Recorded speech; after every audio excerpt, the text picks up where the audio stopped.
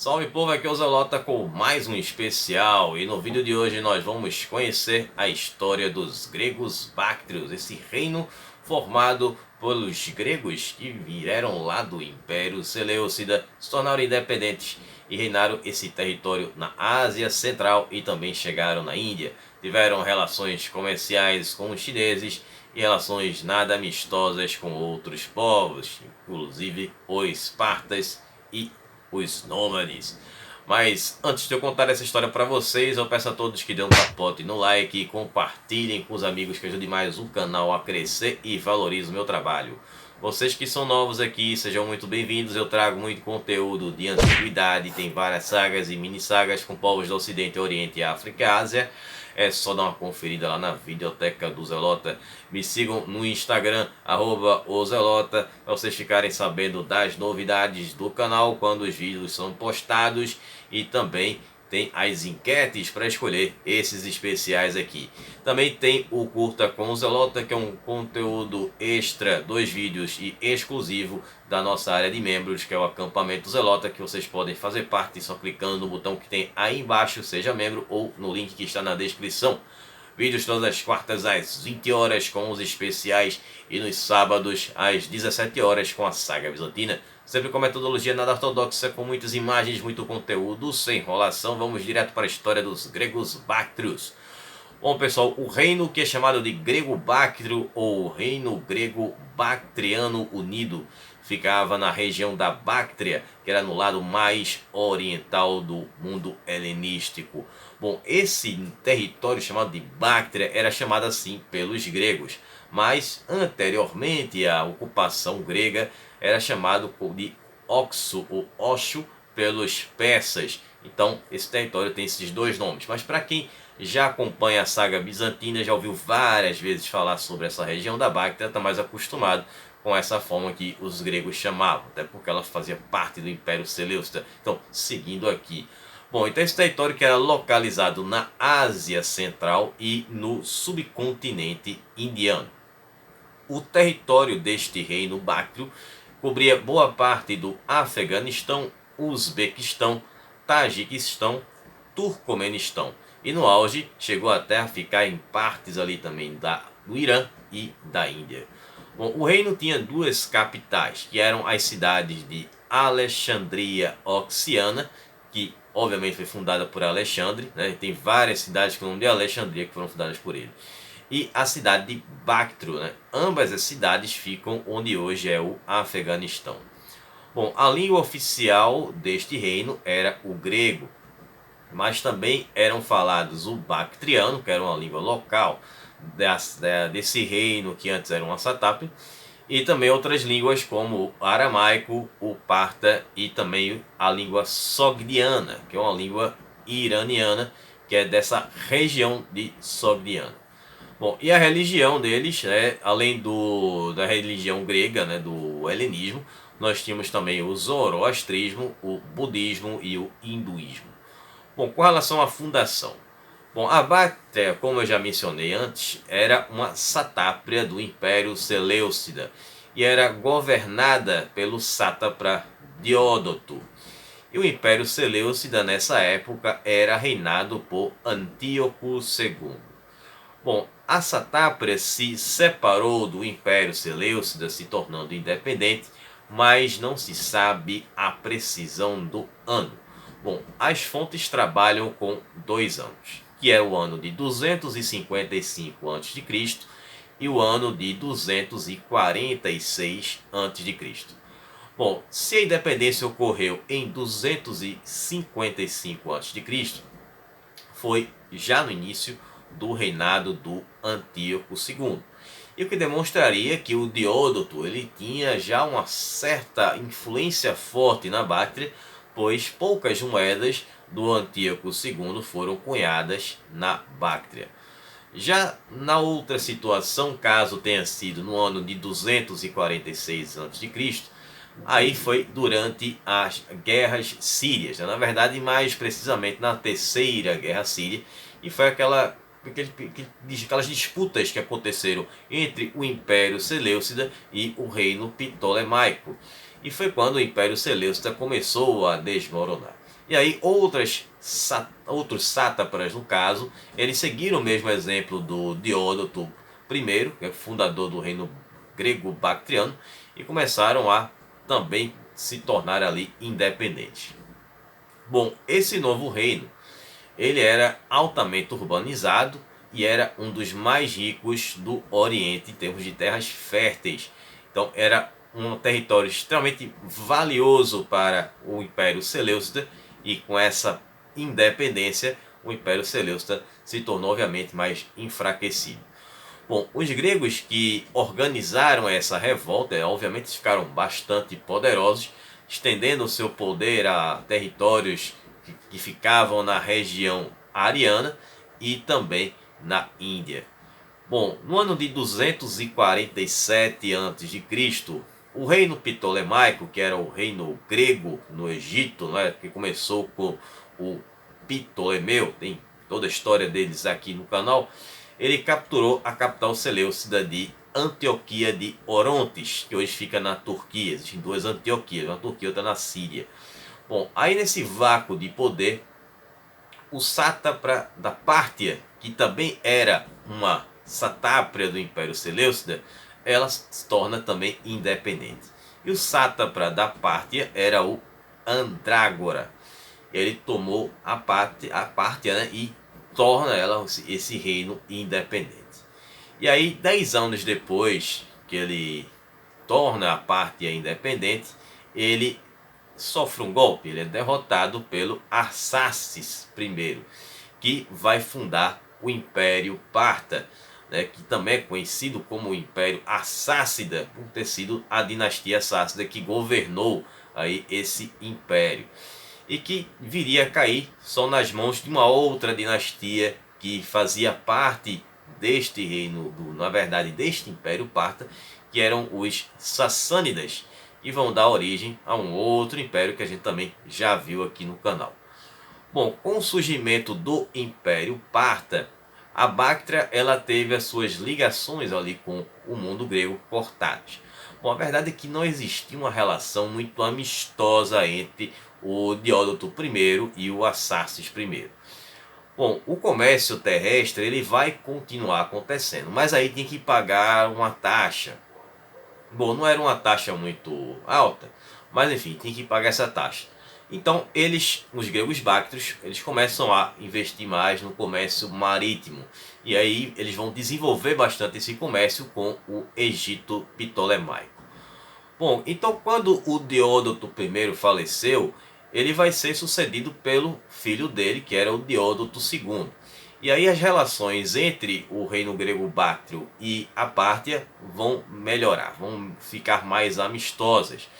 Principalmente porque eles vão se aliar contra o rei Seleucida, o imperador Seleucida, que era o Seleuco II.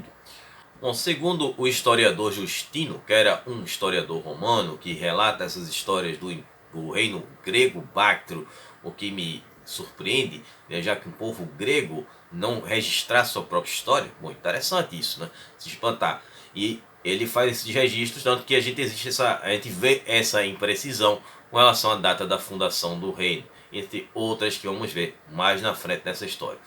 Bom, então voltando que segundo o Justino, o Arsaces ele ficou muito aliviado quando o Diódoto I faleceu, já que o filho dele era mais aberto ao diálogo, e aí os dois começam a fazer essas relações não só de se unir contra os Seleucidas, como também relações comerciais.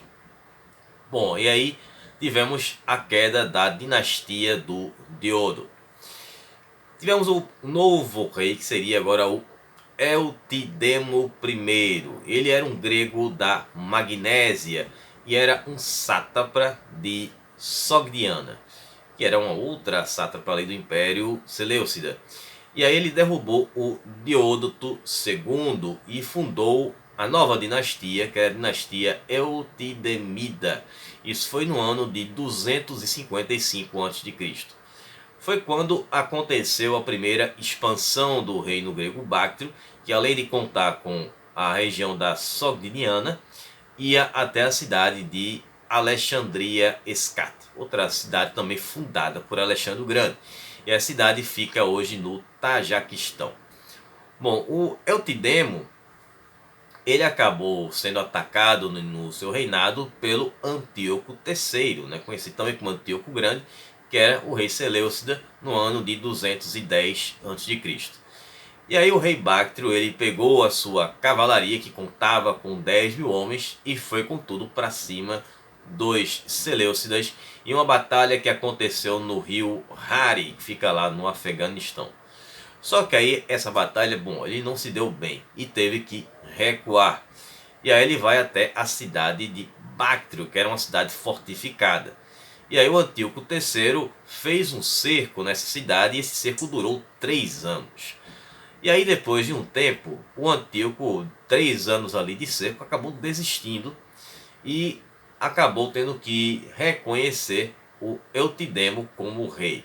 E até ele ofereceu uma aliança com um casamento de uma de suas filhas, que não se sabe o nome, com o filho do Eutidemo, que era o Demétrio.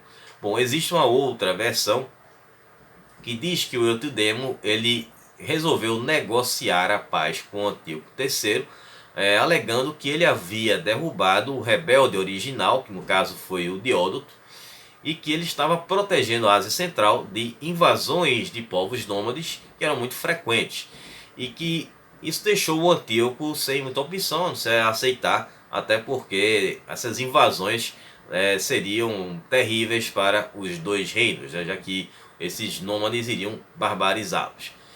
Então, mas de qualquer forma, esse casamento aconteceu, independente das duas versões. O Demétrio se casou com a filha do Antíoco III.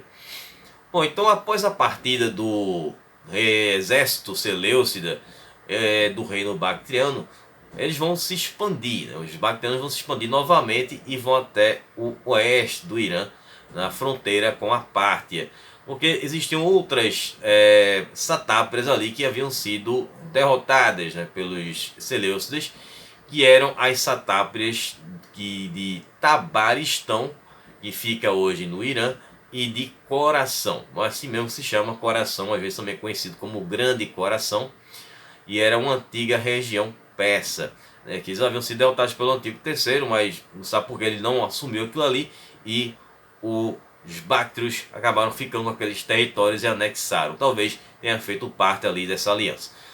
Bom, aí tivemos a invasão do subcontinente indiano. Bom, e aí o Demétrio, agora como o rei dos Báctrios, ele começou uma campanha no subcontinente indiano em 180 a.C. Pouco depois de acontecer a queda do Império Maurya, e esse império havia sido derrotado pelo Império Sunga. Bom, lembrando que esses dois impérios ficavam lá na Índia. E aí os historiadores divergem com relação ao ponto do que levou essa disputa entre esses dois impérios. Bom, diz que o Demétrio ele teria ido até o Império Maurya para ajudá-los, já que eles eram budistas, contra as perseguições religiosas do Império Sunga. Já outros historiadores dizem que não existiu essa perseguição. Bom, aí o que aconteceu é que Demétrio, né, segundo uma das versões também contada, nem chegou até a cidade de Pataliputra, que é a atual cidade de Patna, na Índia. Essa cidade era a capital do Império Maurya. E essa cidade ela foi conquistada, não só ela como essa parte da Índia, pelo Meneandro I, que foi o primeiro rei do reino indo-grego. Bom, esse reino indo-grego, que vai ser um reino que é derivado aí desse reino grego-bactriano, ele acaba se tornando um reino independente da Índia. Ele se originou do reino grego-bactriano, mas ele era independente do reino grego-bactriano. Então esse reino vai durar 2 séculos, né? E essa conquista da Índia ela vai acontecer em 175 a.C. Bom, foi lá também, né, nessa parte da Índia, onde tivemos a junção, né, da cultura greco com a cultura budista, né? Vai ter o surgimento da cultura greco-budista, que vai se tornar muito forte lá na Báctria e também em Gandhara, que é um outro reino que a gente já viu aqui no canal, que teve essa forte influência dessa cultura, vivia e ficava ali entre a Índia e o Oriente. Bom, agora tivemos um outro personagem que aparece aqui, que é o Eucrátides. Bom, na volta da campanha da Índia, um general chamado Eucrátides, ele destronou o Demétrio II, filho do Demétrio. Bom, o Demétrio tinha falecido de algum mal súbito que ele teve naquela campanha na Índia. Por isso que ele não chegou a entrar na capital daquele Império Maurya. E aí isso foi em 180 a.C. Bom, então Eucrátides, ele tinha uma história interessante. Ele era filho de Laudice. E Laudice era filha de Diódoto I, ou seja, ele era neto do primeiro rei grego Báctrio. Então ele tinha ali direito ao trono.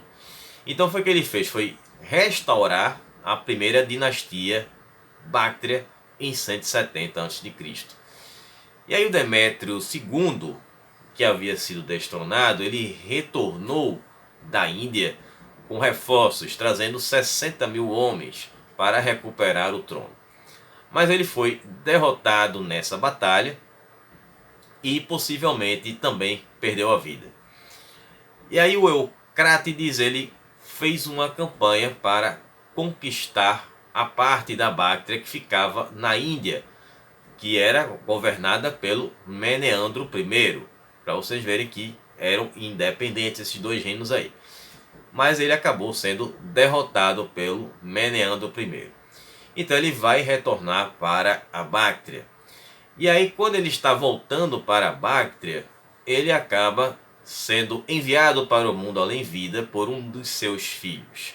Bom, aí é que a história fica embaçada, porque os relatos do Justino são bastante confusos, então não se sabe qual filho do Eucrátides teria tirado a vida do próprio pai. O que se sabe, segundo esses relatos, é que esse filho era um correi do Eucrátides e que ele teria, após eliminar o próprio pai, passado com a carroça por cima do corpo do pai que estava sem vida, o corpo sem vida, e deixou abandonado sem que fosse sepultado. Bom, especula-se também de que quem tirou a vida dele foi o filho do Demétrio II em busca de vingança. Também é bastante consistente essa teoria. Bom, no final das contas, quem assumiu agora o trono foi o Eucrátides II, que era o filho e suposto autor do crime. Só que ele reinou por um período muito curto e foi sucedido pelo Heliócles I, que era irmão do Eucrátides. E esse aqui vai ser o último rei dos gregos báctrios. Bom, aí tivemos a derrota para os espartas. Bom, durante ou depois dessa campanha na Índia do Eucrátides, os gregos báctrios foram atacados pelos espartas. Bom, os báctrios eles estavam envolvidos em diversas batalhas simultaneamente. Existiam vários povos nômades que tentavam invadir a Báctria e também eles agora estavam nessa batalha aí contra o reino hindu grego. E aí os espartas se aproveitam para atacar a Báctria.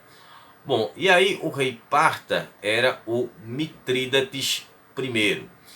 E ele contou com o apoio dos simpatizantes da antiga dinastia Báctria, dos Eutidêmidas, que foram derrubados ali pelo Eucrátides. E aí o ataque aconteceu e teve a vitória do Mitrídates I. E ele vai tomar ali aquelas satáprias que haviam sido conquistadas depois daquele combate contra os Seleucidas, que era do Tabaristão e de Coração. E ainda levou mais duas satáprias com ele, que eram a de Turiva e de Aspônios. E aí no ano de 141 a.C., os báctrios fizeram uma aliança com os Seleucidas, que eram reinados pelo Demétrio II. Não confundir com Demétrio II, Báctrio, certo? Esse era o Demétrio II Seleucida. E aí era uma aliança interessante porque os espartas também haviam tomado o território dos Seleucidas. Então os espartas estavam muito fortes, muito poderosos, então essa aliança era positiva para os dois lados. Mas aí o que aconteceu foi que o Demétrio II foi enfrentar o Mitrídates I, acabou sendo derrotado e se tornou um prisioneiro. E depois dizem aí que até foi bem tratado, passou um tempo lá na Pártia, o Mitrídates I até arrumou um casamento para ele, mas enfim, aí já é uma outra história que já foi contada em outros vídeos. Bom, e aí aconteceu que o Mitrídates I ele aproveitou para tomar mais territórios da Báctria. Bom, então o Heliócles I ele vai ficar reinando o que restou do reino báctrio, depois daquelas derrotas que aconteceram para os espartas, derrota na Índia, e claro que o reino báctrio ficou bastante enfraquecido e fica à mercê de ataques de povos nômades. Bom, agora vamos ver essa poderosa invasão nômade que afundou o reino da Báctria. Bom, havia um povo chamado de Yeuxis, e esse povo ficava bem distante da Báctria. Eles viviam, para vocês terem noção, perto da China. E isso foi durante a dinastia Han. Eles eram mais conhecidos pelos chineses. E aí eles foram atacados por um outro povo nômade, que eram os Xiongnu. Isso foi no ano de 176 a.C. Então depois desse ataque eles começaram a viajar para outros territórios, fazer esse processo de migração, e todo local que eles iam eles eram atacados por outro povo nômade. E nisso, depois de passado aí muito tempo, muitas viagens, muitos ataques, em 140 a.C. eles vão chegar no território dos Citas, né, que seria na Sítia. E aí lá eles acabam invadindo o território dos Citas, que vai forçar os Citas a se expandirem para outro local. E aí os Citas eles vão migrar e vão parar onde? No território da Pártia. E eles vão atacar os Espartas e também a Báctria. E aí essa invasão cita, ela é bem relatada na história da Pártia, bem documentada. Já na Báctria não existe relato a respeito do que aconteceu, como foi essa questão da invasão cita. Mas os Yeuxis que vieram atrás dos citas, eles estavam com 200 mil homens. E lá eles resolveram se estabelecer na Báctria. Viu aquela cidade maravilhosa, né? Aquelas cidades bem montadas, aquelas terras férteis. E aí eles se firmam por lá em 120 a.C. Né? Bom, e os citas eles continuaram migrando e foram parar na Índia. E lá eles, que eram um povo que era meio seminômade, eles viviam na Sítia, mas enfim, eles gostavam também de fazer as migrações, acabaram parando na Índia e fundaram ali, formaram um novo povo, que eram os Indo-Citas. E aí o rei Heliócles, ele vai abandonar a Báctria e vai para o Vale de Cabul, onde lá ele vai governar o que restou do território báctrio na Índia, sendo tecnicamente aí, como eu disse, o último rei bactriano, grego bactriano. Os seus descendentes ainda chegaram a reinar. Essa parte do reino grego báctrio ficava no lado ocidental, considerado como os ocidentais do reino indo-grego. Bom, e o último desses reis ocidentais, né, desse lado ocidental do reino indo-grego, foi o Hermaeus. E ele reinou até 70 a.C. e foi quando os Yeuxis invadiram o seu território, que ficava no Paropamiso, que é a atual cidade de Begram, lá no Afeganistão. Enquanto os reis gregos orientais, né, que seria o primeiro reino grego hindu, né, hindu-grego, como eu mencionei lá atrás, eles ainda reinariam até o ano 10 a.C. e a capital do reino deles era em Punjab, lá na Índia. Bom, e aí os Yeuxis, que viveram na Báctria por mais um século, eles chegaram até certo ponto se tornarem helenizados. Bom, como eles não tinham alfabeto, eles passaram a utilizar o alfabeto grego para escrever ali a sua língua, que era de origem iraniana. E aí eles viveram na Báctria até o ano 12 a.C., quando eles se mudam para o norte da Índia e vão fundar o Império Kushana, que foi um império que teve relações diplomáticas com os romanos e com os sassânidas. E a gente já falou a respeito desse povo no vídeo sobre os sassânidas. Bom, agora com relação aqui ao exército báctrio, bom, a força do exército báctrio era principalmente a cavalaria, como a gente viu lá atrás os combates que eles tiveram, e o exército tinha todo aquele estilo das falanges macedônicas. E o terceiro braço do exército grego-báctrio eram os elefantes de guerra que vieram da Índia. Bom, com relação à cultura, a cultura dos gregos báctrios era a cultura helena, que é a fusão da cultura grego com a cultura persa, e eles tinham aquela influência forte grega com a construção de vários teatros e ginásios encontrados no reino. Bom, o contato com a China. Bom, durante o reinado de Eutidemo, que foi no período em que o reino báctrio se estendeu mais para o Oriente, os gregos báctrios eles fizeram um primeiro contato com os chineses, na época da dinastia Han. E esse é considerado como o primeiro contato que os chineses tiveram com os ocidentais. Bom, os resultados desses contatos foram de vários acordos comerciais com a importação de produtos chineses para a Báctria e várias visitas diplomáticas ali de chineses na Báctria. Bom, inclusive tem um relato de um diplomata chinês que chegou na Báctria depois da invasão dos Yayushis, e ele ficou horrorizado com o que aconteceu na Báctria, imaginando que aquele povo que vivia perto dele ali na China foi parar na Báctria e dominou aquele reino.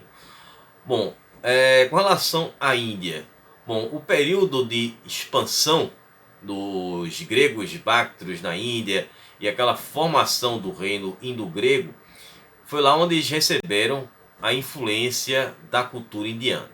E também eles levaram a cultura helena para a Índia. Claro que a cultura helena para os hindus não era desconhecida, pois o Alexandre o Grande tinha passado por lá, e tinha levado a cultura helena para lá. Mas aí vamos ter esse surgimento da cultura greco-budista, que é justamente essa fusão da cultura helena com a cultura hindu. E é essa cultura que vai ser a principal dentro da Báctria, assim como também vai influenciar o reino de Gandhara, o misterioso reino de Gandhara. Bom, espero que vocês tenham gostado, que vocês tenham entendido. Estarei retornando no próximo sábado com a saga bizantina e vamos ver o reinado do Teodoro II Láscaris, o terceiro imperador do Império de Niceia, que aconteceu durante esse reinado dele. E também na próxima quarta vai ter outro especial, estarei fazendo uma nova enquete na sexta-feira, ou talvez eu trabalhe aí o perdedor, enfim, vou fazer uma mini enquete aí na quinta-feira, fiquem de olho aí no canal, talvez a gente trabalhe aí os povos do mar, que foi em segunda, o pessoal pediu para trabalhar também, enfim, a gente vai resolver aí. Então vou ficar por aqui, um abraço do Zelota, até lá, falou pessoal.